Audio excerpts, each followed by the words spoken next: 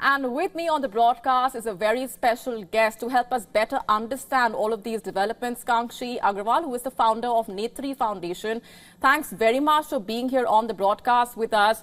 Let me begin by asking you for your assessment of all of these moves that we just discussed and the very fact that political parties have been making these efforts to impress the women voters. And as someone who's so closely been involved when it comes to increasing women's decision-making, what do you make of this? Thank you so much for having me here today. One of the things that we really need to pay attention to, that the voter developments that we saw when women are coming to the ballot banks far more than before, it is not as recent as it may look like to us. So that is why I would like to take a couple of minutes to take us back into the history, right? So between the first election and around 1962 till about in next 35 years, the gap between men voters and women voters was 16%, which was brought down to 8%. 8.7% precisely in 35 years. However, when we see the last decade, the gap was brought down to 1.8%. And in 2019, the voting patterns were overturned, exactly how you mentioned. Like in 2019, women voted 0.17% more than men. This was long time in the making. Let me give you an example also of the Gujarat elections back in 2007. There are anecdotes that by the time journalists went out on the ground to cover Modi-led BJP campaigning, they were like, "Oh, half the work is already done," because Prime Minister, then CM, had already held close to 126 special meetings with women groups, and he had almost considered women to be his special voters.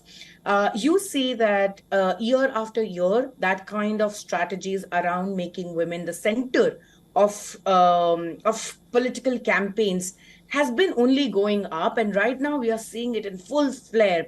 In 2015, if you all remember, Nitish Kumar's campaign specifically was catering to women when he promised that there will be an alcohol ban.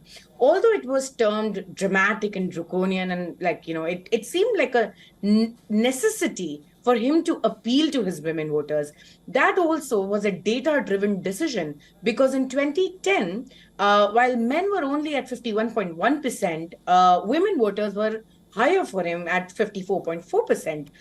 He knew that he had to craft a strategy which especially caters to the women, and if they make him win, he will go ahead and fulfill that promise.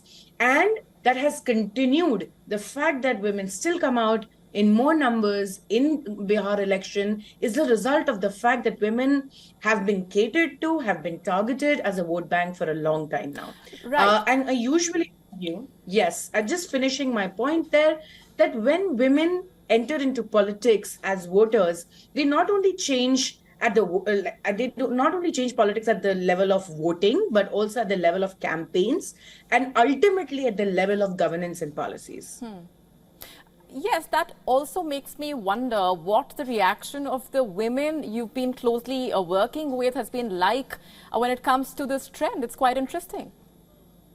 Yes. So one thing is for sure, that when we think about women as a vote bank, they're not a homogeneous vote bank, right? There is still a very heterogeneous vote bank, in the sense that we still have a caste, identity, language, religion, on which we would say Indian politics hinges upon greatly. When women come together, they not only come together as women when they are on the voting ballot, they are also all these other identities. This is one of the reasons when we call intersectionality, which parties largely garb their misogyny under the banner of intersectionality. What happened with the women's reservation bill also, and we can speak about that. But at the same time, we need to know that women are still making up their mind that when will their only women identity will start taking over the ballot. Right now, it is still wrapped in a lot of caste, religion, regional politics. All right, we're leaving it there for the moment. Thanks very much for being here on the broadcast and helping us better understand the impact of these moves and also the reactions that you have been getting in. Thank you so much. And leaving with the thought that women are not only happy as voters, they would very much like to be the leaders. And we are continuously seeing that women are not being given more tickets as was promised by the political parties. Year after year, decade after decade, they're not being given that spot. And I think Women Reservation Bill was a necessity to change that pattern. Absolutely. Thanks very much. Thank you. Thank you. WION now available in your country. Download the app now. Get all the updates on the move.